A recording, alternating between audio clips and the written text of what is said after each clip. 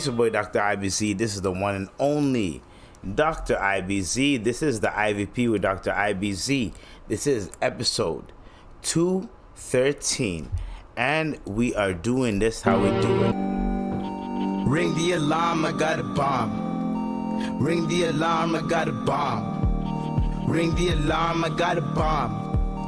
Ring the alarm, I got a bomb. Minds in the dark, gotta let it spark. So sharp like a dart, keep hustling like it's art. Gotta use my soul and heart. You ain't shit, not a fart, don't make me start. You catch feelings like a bitch. See that? You ain't shit, you're not a fart? I said that line. Way before Ice Spice said that line. Okay? It's kind of funny, like sometimes when you say something and it becomes like a little bit popular, you know what I'm saying? So that's what we're doing today. So we have a lot of things going on, obviously. So we're gonna make things come a little bit slow, right? It's all death row. And let me just tell you niggas what this shit is just about. This is just a mother trying to come through from the south. This is just a mother trying to come through from the east. This is just a mother come through from the west. Yo, let me do it, let me keep on going in, and I just keep on flowing, man, just keep on, hold on, and I just keep flowing, doing my biz, and I'm trying to get business. No, I'm not trying to sin. No, I'm not trying to sin. No, I'm not trying to sin. Trying to get my business, and I'm not trying to sin. I ain't trying to sin. And how's everybody doing? How's everybody's week going? You know, how's everything going? You know what I mean? Sometimes, you know, you want to watch a train wreck. So today, I'm going to give you a train wreck. You know what I mean? The alarm, I got a bomb. Ring the alarm, I got a bomb. Ring the alarm, I got a bomb. So, for today, we got a lot of topics for today. So, today we're going to go in and we're going to do the things that we need to do. So, first of all, the Super Bowl happened, right? Super Bowl happened, and it was one of those like times where I felt like it was kind of like you knew what was gonna happen. If you don't really watch football, you could have predicted this game. The reason why I'm saying what I'm saying is if you felt like the here's the thing, the Chiefs were a plus in the gambling websites. So meaning that if you were to like just drop some type of money on the Chiefs, you're gonna make plus. Obviously, what they did was they're like, you know what? We're gonna make y'all niggas fucking feel it. They made us feel it. So my parlay for the NFL Super Bowl was I wanted Travis Kelce to get a specific amount of yards. Patrick Mahomes was going to throw specific amount of yards. And then... No. Actually, no. That was my first parlay. But then I canceled it and I was like, you know what? Let me do another parlay. So I did another parlay. And I'm like, you know what? I think the score is going to be 21-19, the Chiefs. Fam, do you know what the score was at the end of the fucking fourth period? It was 19-19. 19-19. I was off by 2. in terms of regulation. It ended up being like 25 something, right?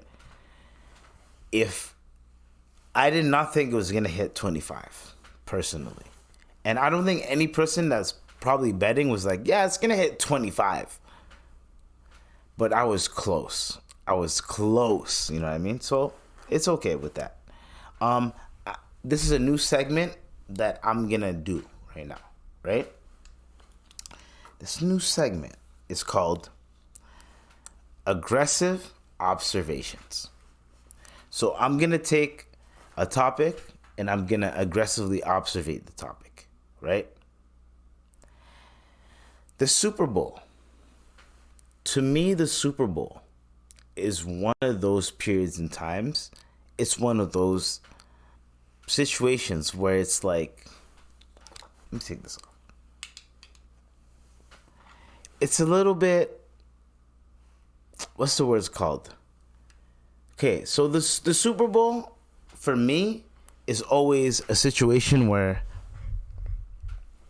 everyone's having a good time.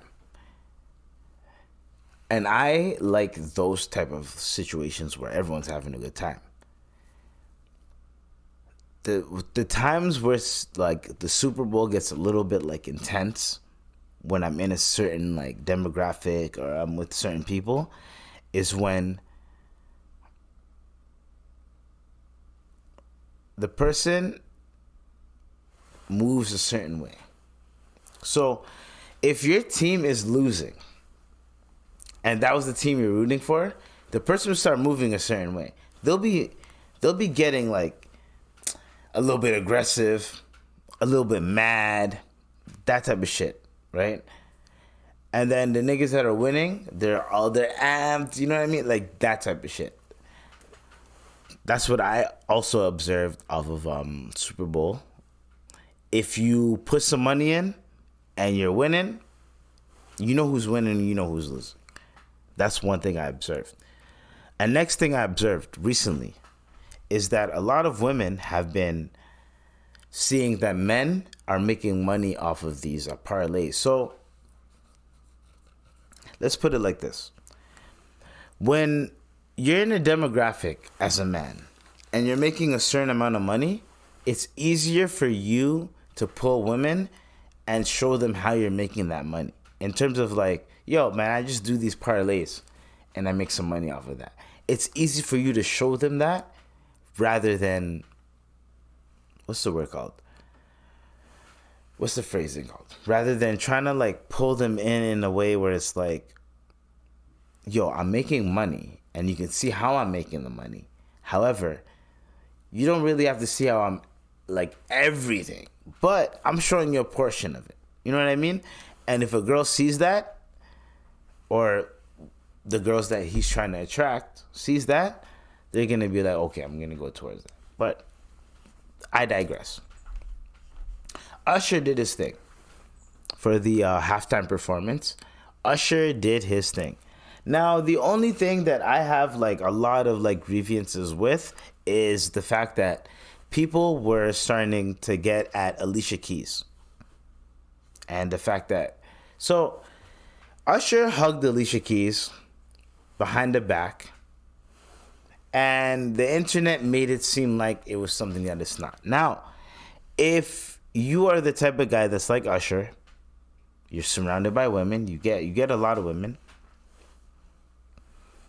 The type of things that you do when you hug a woman from behind, you think of it as, hey, we're playing around. This is not serious.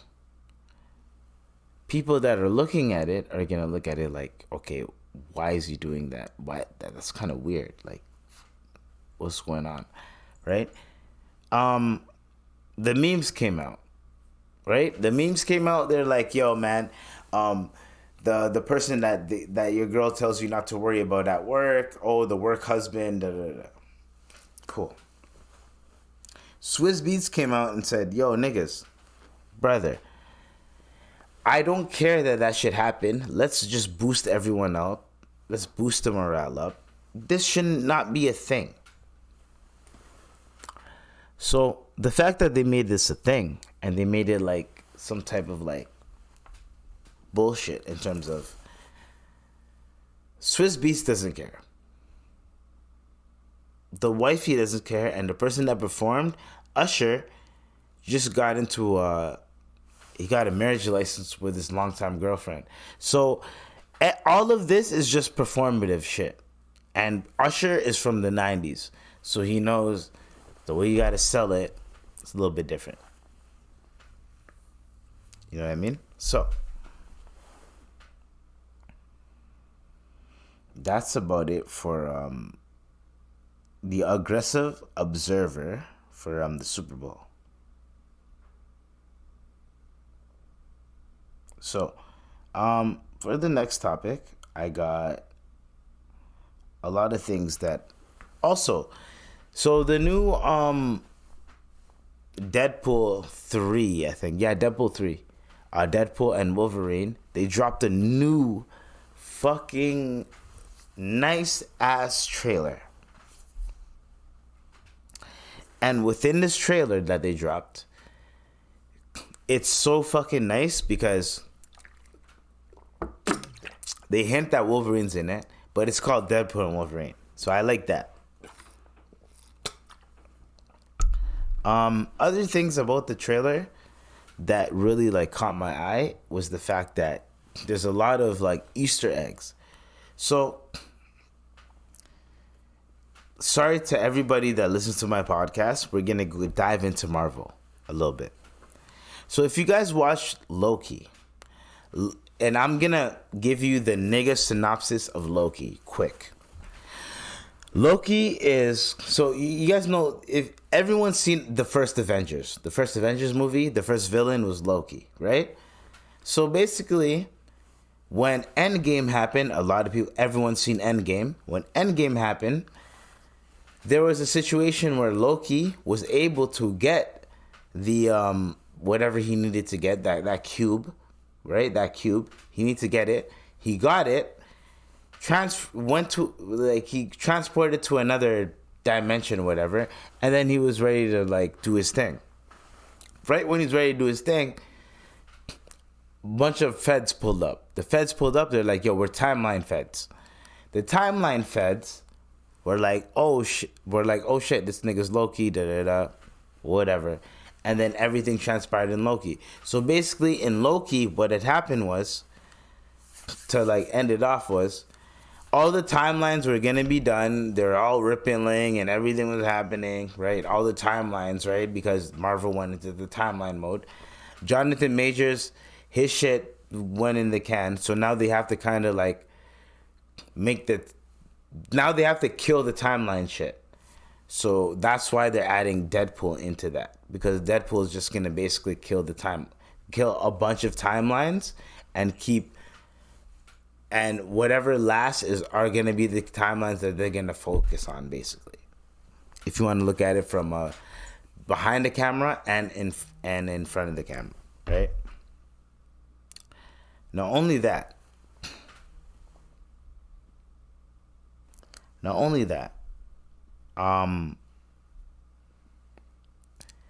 there's a lot of other things that are going on in there. So Wolverine comes back and all that type of stuff. The reason why this movie is going to be amazing is because, and it's going to sell a lot of money. It's going to make a lot of money. The reason why this movie is going to do its thing is because of the fact that, one, Deadpool is one of those people. Two, not only is Deadpool one of those people, the way that, how can I say it? I'm Canadian, and that the way Deadpool's raw, right? And he likes to talk into the fourth wall. He likes to talk to the audience. So the way that this type of like movement is moving is Deadpool's gonna basically kill a bunch of timelines, do his thing. Wolverine's gonna pop up, or he's gonna try to recruit Wolverine, and as he tries to recruit Wolverine, exactly, you know what I mean? So he's, well, not exactly, but as he's trying to recruit Wolverine, ends up in a bunch of timelines, blah blah, and then we end up in the end zone where there's going to be a villain, because in every superhero movie there has to be a villain, and then no matter if it's a sequel, prequel, whatever the case may be, there's always a villain. There has to be a villain. If there's a superhero, there's a villain, and then we go from there. So we'll see what happens. We'll see what happens. So now, there's a few things that I wanted to talk about, right? And before I do that, the guy that invented the GLOCK switch, so he's having a little bit of not buyer's remorse, but seller's remorse. You know what I mean? So the guy that made the GLOCK switch, so this guy, he basically regrets not making the GLOCK switch, but like, you can a tiny device called an autosear. It can transform an ordinary GLOCK pistol into a machine gun. Normally, when a GLOCK pistol fires, this trigger bar deploys for a split. Yeah, this is the one. So this guy's gonna basically explain what a GLOCK switch is, right? And when it comes down to a GLOCK switch, a tiny device. It's crazy. So a GLOCK switch is in like current society. And when I say current society, I'm talking about the black community. Like, you hear it in rap songs and everything, like Lil Durk, like whatever, like Chicago music. You hear like, I got a switch. You know what I mean? These guns, these little switches are causing a lot of mayhem in a lot of hoods, a lot of people that look like me, a lot of minorities too. These things are very dangerous. So that's my disclaimer. Very fucking dangerous. Okay? Called an autosear. It can transform an ordinary GLOCK pistol into a machine gun. Normally, when a GLOCK pistol fires, this trigger bar deploys for a split second to ensure one round is fired per pull of the trigger. When the autosear is installed, a metal nail or arm overrides the trigger bar mechanism, allowing the gun to fire over and over with a single squeeze of the trigger. The guy who invented this name is Jorge Leon from Venezuela. Do you regret building it? I would rather to invent any other thing, something less complicated for the future. But you're suggesting if GLOCK can change the mechanism ever so slightly, then every new GLOCK sold, GLOCK switches won't work. Absolutely, yes. The problem will be solved in the next 40 years or 60 years in advance. A tiny device called an autosear. It can transform an ordinary GLOCK pistol into a machine gun. Normally, when a GLOCK pistol fires, this trigger bar deploys for a split second to ensure one round is fired per pull of the trigger. When the autosear is installed, a metal nail or arm overrides the trigger bar mechanism, allowing the gun to fire over and over with a single squeeze of the trigger. The guy who invented this name is Jorge Leon from Venezuela. Do you regret building it? I would rather to invent any other thing, something less complicated for the future. But you're suggesting if GLOCK can change the mechanism ever so slightly, then every new GLOCK sold, GLOCK switches won't work. Absolutely, yes. The problem will be solved in the next 40 years or 60 years in advance. A tiny device called an autosear. It can transform an ordinary GLOCK pistol into a machine gun. Normally, when a GLOCK pistol fires, this trigger bar deploys for a split second to ensure one round is fired per pull of the trigger. When the autosear is installed, a metal nail or arm overrides the trigger bar mechanism, allowing the gun to fire over and over with a single squeeze of the trigger. The guy who invented this name is Jorge Leon from Venezuela. Do you regret building it? I would rather to invent any other thing, something less complicated for the future. But you're suggesting if GLOCK can change the mechanism ever so slightly, then every new GLOCK sold, GLOCK switches won't work. Absolutely, yes. The problem will be solved in the next 40 years or 60 years in advance. A tiny device called an autosear. It can transform. This guy is basically saying he regrets making it. So my main focus of this topic was, how do you create something that causes so much mayhem, right? Causes so much death, right? To the point where, like, hold on, pull up my pants. To the point where, like years later, you're like, you know what, guys? You know what? My bad. Like, I didn't mean to do that. I didn't mean to make it like that. Those weren't my intentions. Brother, you made something that can make a pistol turn to an automatic gun or a semi-automatic gun. Brother, you messed up. And since you messed up doing that, you need to own up to that.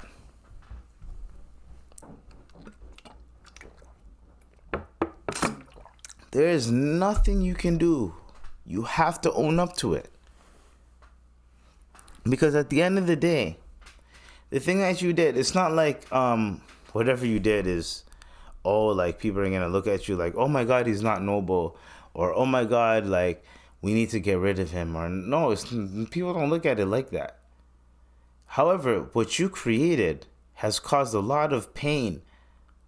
A lot of people, like, going through a lot of things. Think about it like this. A lot of black people have been dying from those switches. And guess who created it? A white guy. Guess what we're beefing over? Blocks that we don't own. When you break shit down to a certain level, you look at it to a certain point and you're like, unless I am involved, someone I love has been caught slipping or something in terms of like beefing like that, then I can understand it. I can understand people that are in it because like they have no choice. I don't understand people that just jump in it because maybe I understand people that jump in it and they don't know what they're jumping into. That I understand. But I don't understand people that know what they're jumping into and they still jump in it. And then they get into all these fucking problems. And then it's like, nigga, it's not like you weren't warned. It's not like you know what I mean? It's not like you didn't have that. Now, us human beings, we need to stop doing the one thing that we keep doing, which is thinking that everything is going to be better when shit is at a fucking boiling point or when shit is very bad. Yes, oh, there's nowhere to go but up. No, you can go down and you can go up. You just have to figure out what you're doing at that certain point. So let's just say shit's going down for you. You have to figure out ways to get up so that you can keep going up. But if you keep just, oh, I'm down right now, I'm just gonna, whatever, I don't care. You're just gonna keep going down. So to everybody out there that's going through it, everybody out there that feels like they're not worthy, everybody out there that feels like, I don't know what to do, yo, just keep moving. If you keep moving, if you keep working hard, if you keep trying to figure it out, people are going to help you. Something's going to happen. But you have to keep moving. But it's so hard to keep moving when you don't fucking know when you're going to eat. You don't know how you're going to keep moving. You don't know what is going to maintain that. That is what's so fucking frustrating. Every fucking day, you try to keep moving. You try to keep moving, right? You try to maintain. You try to pay your bills. You try to do all this shit, and it's still not enough. I understand that. I understand that fucking frustration. It's so fucking frustrating. But we have no choice but to keep moving. We have no choice. Because the moment you stop, you're done. You're done. When I say the moment you stop, you're done, you can take a break. But when I say the moment you stop, you're done, first of all, being likable as a human being is fucking key in life. Being likable. I'm being an aggressive observer right now. Being likable. When I say likable, I'm talking about, brother, you could be a good person, but you're going through some shit. So whenever you're going through some shit, whenever a human being, you could be the nicest guy ever. If you're going through some shit, you might have shitty tendencies that come out, right? But if people are willing to look past that and still help you, guess what? You're a good person. And guess what? You need to get out of that shit then. It's up to you. If people are still willing to help you through your shitty attitude, you need to get out of that shit, snap out of it, and accept the help. That's one. Two, if you're being offered help and you're already an asshole and people already don't like you, nigga, accept the help. That's it. Right? There's that. There's so many other aspects of life that us human beings, that us people need to realize that without this, if you don't have a good circle around you, there's nothing you can do. What are you going to do? Every day I try to think, okay, what am I going to do in order for me to not only benefit myself, but benefit others? And that's something people need to keep in mind. Keep that in mind. Okay? So, you made something that is literally, you have bodies on it. And now you feel, I didn't make it for that. I made it for the military. I understand that. If you create something and people are, if you create, let's say you created, the person that created sugar, like, or figured out a way to like mass produce sugar, that person wasn't expecting people to get fat, to die, like is it diabetes, all that type of stuff. That person wasn't doing that. He was trying to help a problem, right? We all understand that. So that does not fall on you. However, you need to understand the power that you have when you are creating certain shit. So, one thing that hackers do, right? When hackers computer programmers, when they create something, if you are a smart computer programmer, and I don't know if this is just from TV shows, but you need to create a backdoor in whatever you create if you think that it's going to be bigger than what it is. If you feel that way. A lot of people, you don't feel like it's going to be bigger than what it is. You just feel like it's just going to be something that you're contributing to. But if you feel like that, then you should automatically put something like that. A backdoor. As in, like, the moment something happens, it triggers something, and then, you know what I mean? But maybe that's just a lot of movies, a lot of TV shows, a lot of things that I ingest where I'm like, pause, where I'm like, okay, maybe that's probably what it is, but it's not like that. That's not how life is. Never. Okay? So, the other day, and I was going to so obviously when you're going through a lot of things, right, and you have good friends, your friends are going to help you out. So I had a day where, you know, one of my boys is like, hey, yo, man, I got you. Just spend like a quick X amount of dollars on groceries. It should be cheap. We're going to go to this grocery store, Freshco. Should be cheap. Nigga. When we pulled up to that fucking spot, it was not cheap at all. It was not cheap at all. Yo, the shit that pissed me off was the fact that I'm thinking it was going to be cheap because this is supposed to be a cheap grocery store. It's supposed to be like that. So the whole time I'm thinking, yo, it's cheap. Nigga, no, it's not. It's not cheap at all. So it's not cheap. Not only is it not cheap, the worst thing ever happens.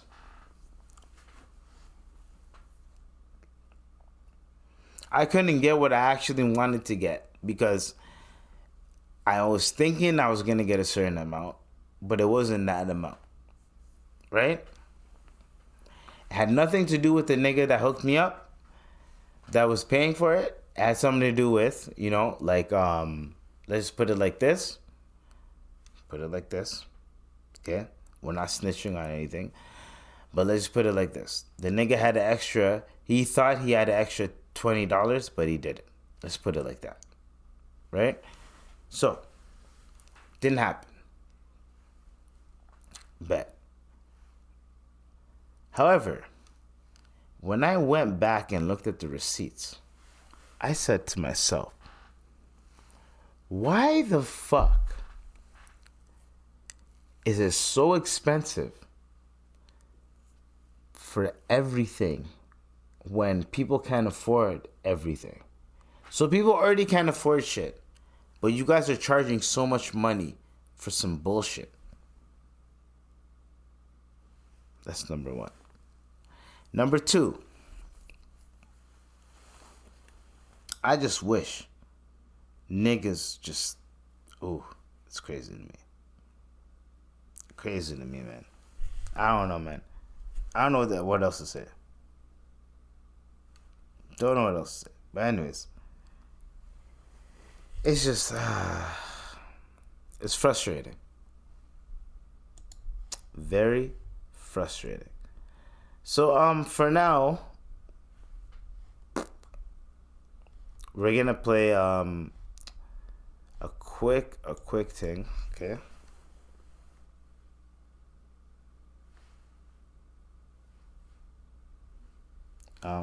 This video right here, when I seen it, I was kind of like,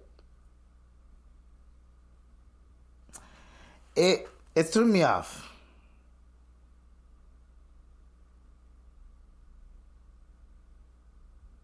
Kind of threw me off, but we're gonna play it.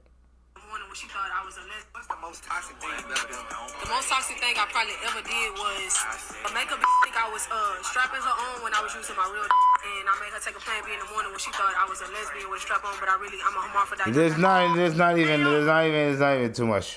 It's not even too much. Yeah, after that. Now, I think they played 21 Savage or some shit. Whatever. If it gets copyrighted, it gets copyrighted. But I'm going to explain it in case you didn't comprehend what she said. This woman said that this woman basically said that the toxic thing she's ever done was make a girl think that she had a strap on, but she had a real thing. You know what I mean? But real eggplant on her. Now, she busted a nut in her, made her take a plan B. Think about this. These are the real... I can't say the real, but these girls...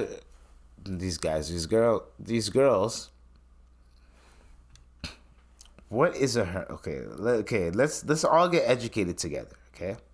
Because I'm trying to figure this out. Define her. Okay.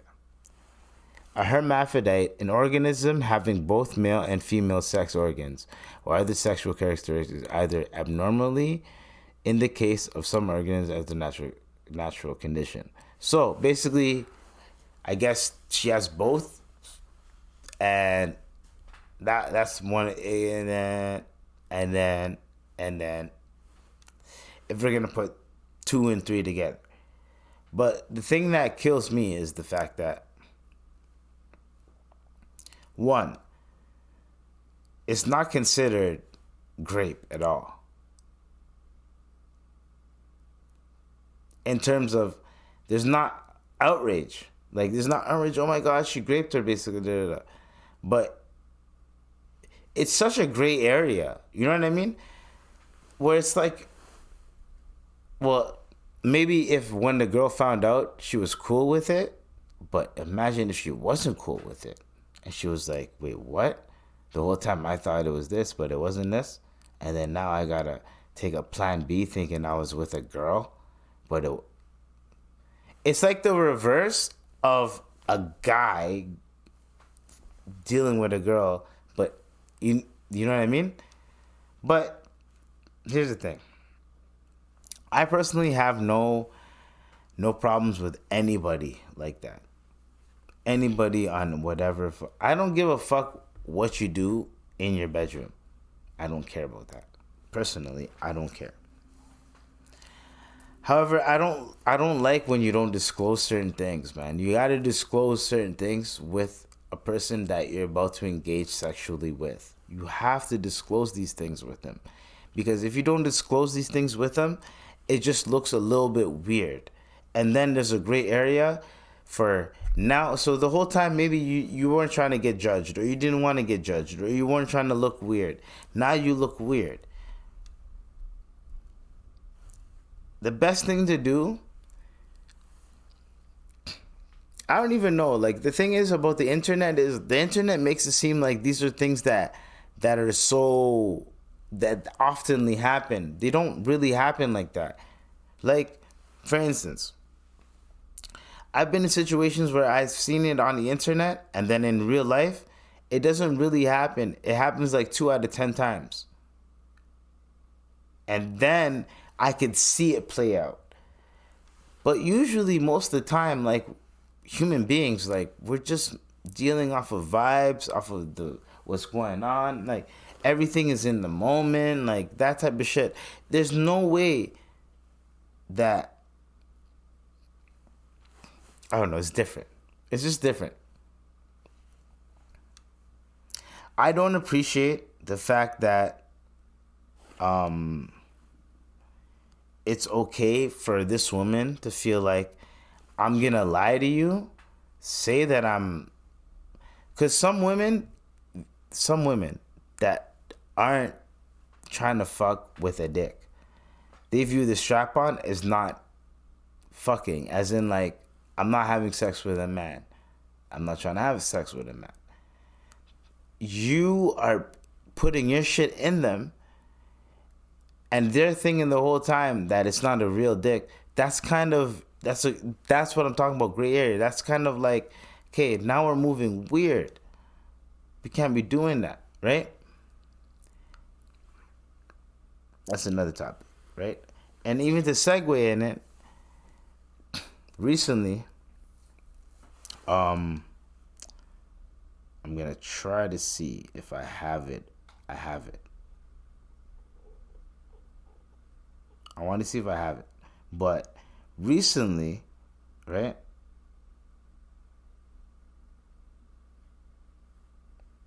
Before I do this, I want to make sure.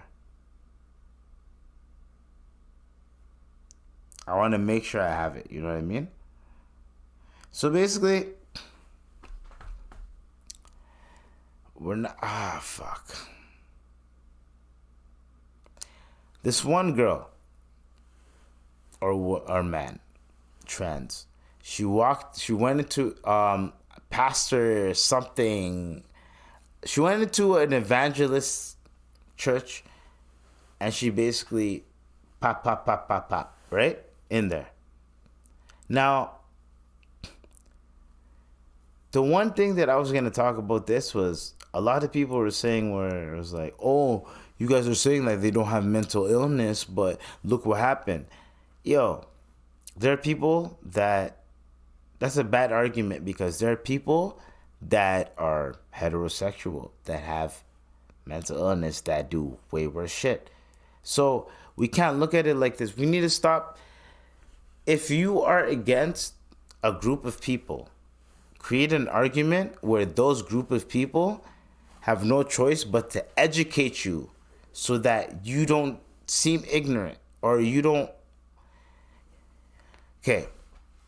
It's better off to have an argument that can be rebutted, so you can be educated, so that you can learn, so that you can at least improve your mind state, rather than, oh no, you can't prove me wrong.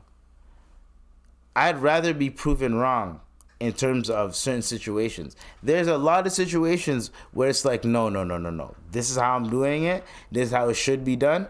I don't give a fuck what you say. But then there's certain situations where it's like, no, let me listen to what you're saying because it might help me. And as a human being, you have to know when to dictate that. So, this one lady, one of the most fucked up ladies I've ever in my entire life of like just reporting things. I've never ever in my entire life felt so disgusted by a human being. It just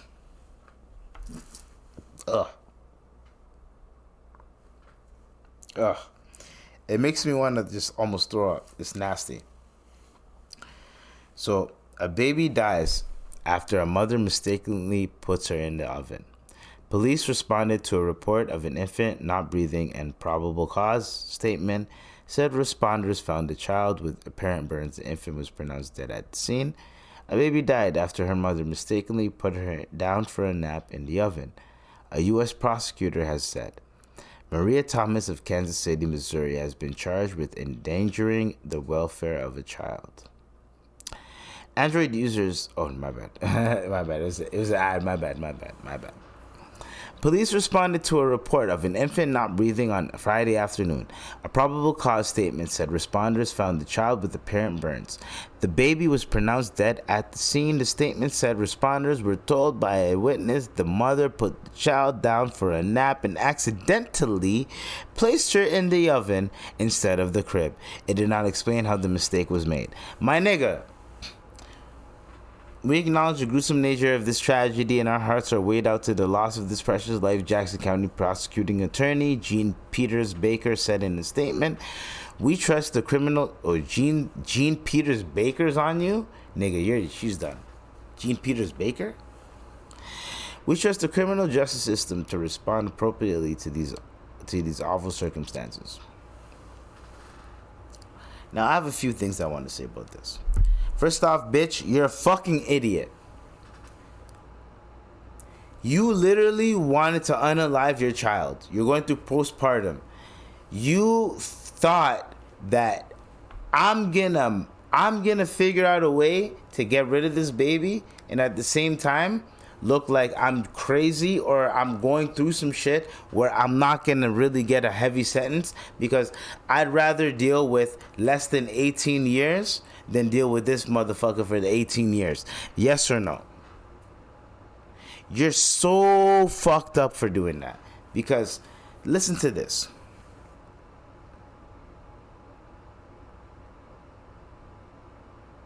I gave a moment of silence for that kid. Because it is so fucking disgusting to me that you felt like that was okay. An oven! You stupid fucking bitch. You're telling me an oven. You put that child in an oven. And you said, listen, everybody that has an oven, how does it work?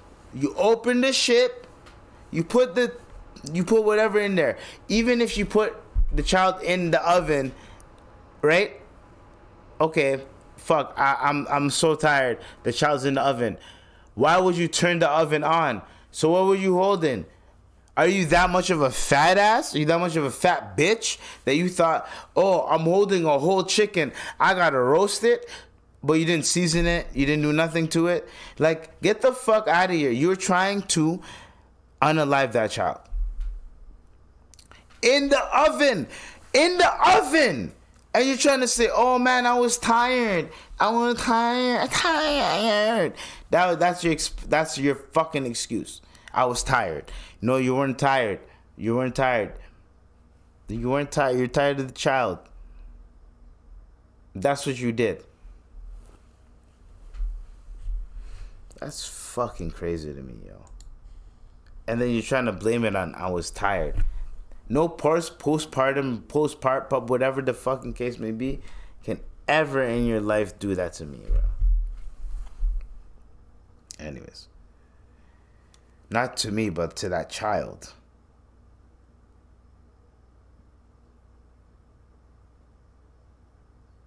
Anyways.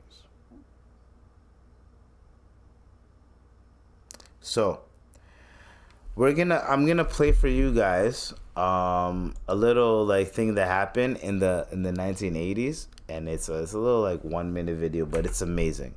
It's about how I'm gonna go through it, but we might play it twice. But this is amazing how they caught a bunch of niggas with using Super Bowl tickets. 1,000 wanted. Yeah? You guys ready? Action. There were among 3,000 wanted persons sent invitations to a party and a football match, but they didn't know that the offer to see the Washington Redskins in action had come from the police department. They're queuing for a free ticket to watch the Redskins football team, a chance few Washington people could resist, which is exactly what the local police were banking on.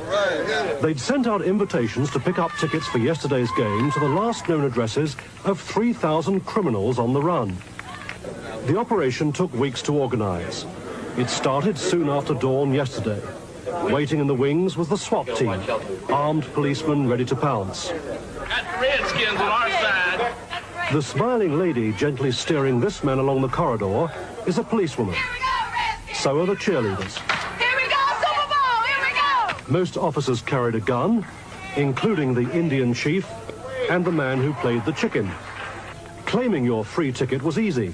All you needed was proof of identity, which the police checked with the team upstairs. Ralph Edward Cockrell, C-O-C-K-R-I-L-L. Confirmed. Another winner, Mr. T, Mr. T. What a marvelous occasion. The lucky winners, overcome at the prospect of watching their favorite team play, waltzed off to claim their free tickets. But the master of ceremonies was a senior policeman. Imagine that. So imagine you're on the run, doing your thing, right? And then operation. So here's the thing. Here's what happened, right? So it was called Operation Flagship, a sting operation jointly organized by the United States Marshal Service and the Metropolitan Police Department in Washington, D.C. that resulted in the arrest of 101 wanted fugitives on December 15th, 1985.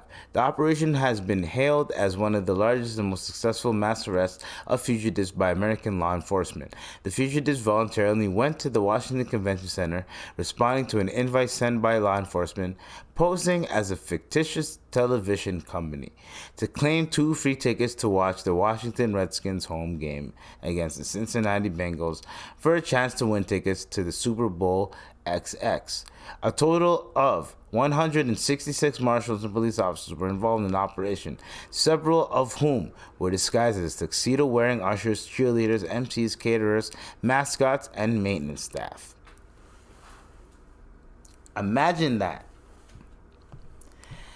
Imagine, if look how stupid people are. If you are on the run, you got to be an aggressive observer if you're on the run. You're on the run. They're looking for you. Your course of action is to go to the Super Bowl. Now, I don't know how popular the Super Bowl was 40 years ago, but come on, man. Come on, brother. Come on. What year was it? Yeah, 4 years. Basically, 40 years ago. Don't know how popular it was. But from what I know, from what I've observed, come on. What are we doing? Come on, man. Imagine just like, you get... And hold on, first of all, how did they get these people tickets? So what I think what happened was these are just a bunch of like fugitives that were still like, I'm still gonna live where I live at, right? They probably send a bunch of free Super Bowl tickets for them, like in their name, right? To people that they love, their mothers, their fathers, their fucking, you know what I mean? You know what I mean? They send them that. Once they do that, those people they're gonna call them, be like, yo, you got free Super Bowl tickets. Yeah, we got free. Pull up to the Super Bowl.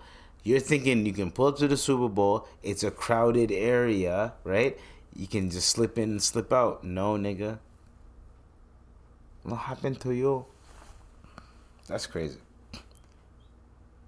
I just didn't think it was gonna be that easy, but okay. You know what I mean?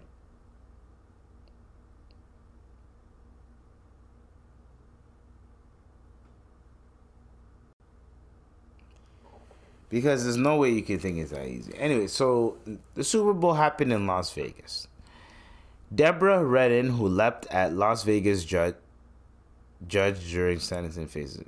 Deborah?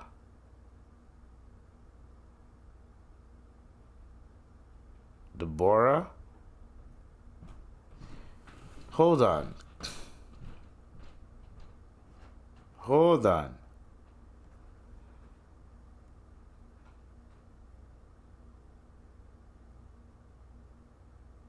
Hold on. This nigga is... Hold on. I did not know this. This nigga, his real name is Deborah Redden? Yo, look at this. I'm not tripping.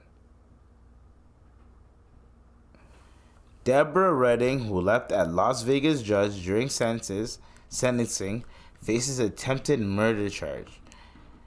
Deborah Redden, 30, jumped over the judicial bench at Clark County District Court towards Judge Mary Kay Holthus as she made it clear he was facing prison time for attempted battery on 3rd of January. A man who attacked the judge to sentence him by leaping at her and decorum has been charged with attempted M. Deborah Redden, 30, jumped over the judicial bench at Clark County District Court towards Judge Mary Kay Holthus as she made it clear he was facing time for attempted battery on 3rd of January.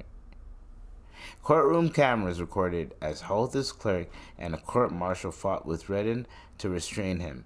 A week later, the judge sentenced him to up to 4 years in prison for the battery charge, to which he already pleaded guilty in November.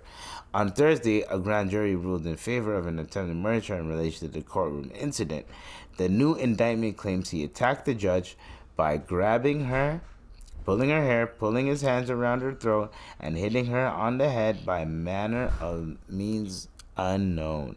A lawyer who represented Redden at the initial hearing did not immediately return a message seeking comment, the Associated Press reported.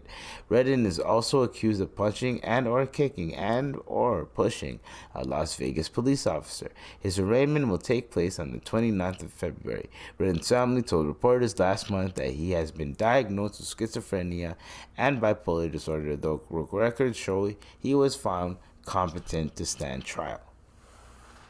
So this is the guy that jumped over the thing and hugged the judge. That guy. That guy messed up. So he's attempted. Wow. They're giving him attempted M charge, and I did not know they were gonna do that to him. Well, a little bit. I knew they were gonna throw the book at him, but I didn't think they were gonna do it like that. Do it like that. So yeah. I also think one other thing before I finish this.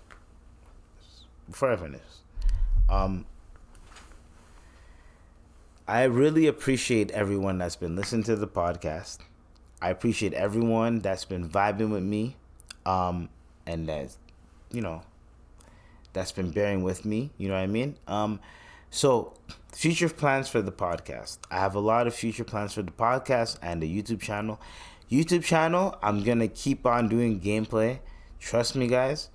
You guys need to listen. You guys need to watch and listen to the gameplay. It's good shit, but no one's really tuning into that. More people are tuning into the podcast. Now, I might switch the genre of my gameplay videos to comedy to match the podcast so that the views go up on those type of shits, because at the same time because the gameplay is good and I'm not going to stop doing it. Podcast is going to keep doing what I have to do. I'm not doing clips anymore. What I do is I do shorts, right? So instead of clips, I do shorts, because I could do a whole clip, but the only way I'm going to do a whole clip is if I feel like you guys have to listen to the whole fucking clip and it's fucking proper, right? However, the way I'm going to do that, and the best way to do that, is getting feedback. Yo, when you spoke about this, yeah, I like that. You know what I mean? I need more feedback. Right now, I don't have feedback. I'm moving off of me and what I see and what I think is working. I need feedback. If no one's giving me feedback on what I need to do, how I need to do it, not what I need to do, how I need to do it, but like no one's giving me feedback like, yo, bro, oh, you got this right. Keep doing that. If no one's doing that for me, in terms of like letting me know, there's no way that I can keep progressing in a way that you may like. So if you have an opinion, you have any type of thing, I have an email, right? I have all that type of shit. It's all everywhere. You can check my description in the description box. You can also, not only there, all the links are in the description. Not only all the links are in the description, you can also check my social media. You can find a way to contact me there. But I'm trying to figure that type of shit out, because at the end of the day, man, all this shit, right now, I have a good audience in terms of just a base. But the base that I have, I cannot go anywhere without any of you guys that listen to my shit. I can't go anywhere without you guys promoting it. Yo, I fuck with this nigga. Da, da, da. And even if the person you show does not like the fucking podcast, that's okay. That is okay. You can defend me. You can defend the podcast. Yo, I like it. I don't care what you say. Da, da, da. And then there's going to be a time where I say something funny, and then you play for the nigga, and then niggas, you know what, fuck it, I'm going to listen to the guy's podcast. I was just hating that time. Whatever the case may be, it doesn't matter. End of the day, it's not matter. So it's all love, it's all peace and everything like that. You know what I mean?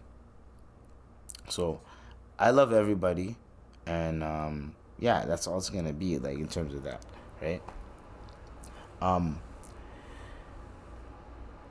I'm going to try to have... So the whole, like, aggressive observer thing is going to be an AO is going to be like something that it's a recurring thing. It's going to be a segment, aggressive observer. So it's going to be something that I do or say for me to analyze something in a way where it's like, I'm trying to have empathy, but at the same time, I'm being aggressive with it, so motherfuckers can understand, like, hey, yo, I'm not trying to, like, hold your hand with what I'm trying to say, right? That's what I'm trying to do. But at the end of the day, man, I appreciate everybody, and, yeah, that's about it. This was the IVP with Dr. IBZ. You already know. There's going to be a lot more things to stay tuned with. Very, very soon. When I say very soon, just trust me. You just have to trust me. You don't have to call. It's okay, girl. Anyways, because I'm going to be your ride tonight. You ain't got to call. You ain't got to call. It's okay, girl. I won't be alright tonight. Oh, honey faces in a Right. Anyways, so, but yeah, he's thought about it. So I love you guys. Hopefully everyone's gonna be good. Everyone's gonna be safe. Yeah, that was the IVP with Dr. IBZ. There's not more for me to do, not more for me to say. And yeah, thank you guys. Respect everybody for coming out and vibing out. Stay tuned, stay blessed, stay safe, and you already know, man, fucking peace. Peace. Damn!